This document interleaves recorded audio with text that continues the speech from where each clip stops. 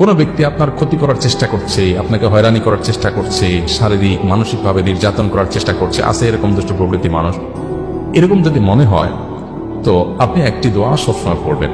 নবী করিম সাল্লাল্লাহু আলাইহি ওয়াসাল্লাম কোনো ব্যক্তি তার ক্ষতি করতে পারে এরকম আশঙ্কা বোধ করলে তার ক্ষতি থেকে বাঁচার জন্য এই দোয়া পড়তেন। দোয়াটা হলো আল্লাহুম্মা ইন্না নাজআলুকা ফি নুহুরিহিম ওয়া নাউযু বিকা মিন শুরুরিহিম। আল্লাহুম্মা ইন্না নাজআলুকা ফি নুহুরিহিম ওয়া নাউযু বিকা মিন শুরুরিহিম। অর্থাৎ, হে আল্লাহ, যারা আমার ক্ষতির চেষ্টা করছে, শত্রুতা করার চেষ্টা করছে,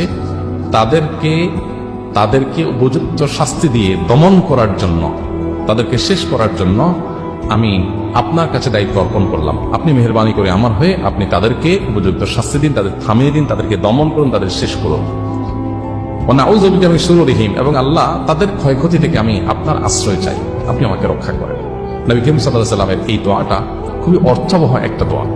এই জন্য জীবনে কখনো কোনো শত্রু আমাদের নবী সাল্লাল্লাহু আলাইহি ওয়াসাল্লামের কোনো ক্ষতি করতে পারেনি।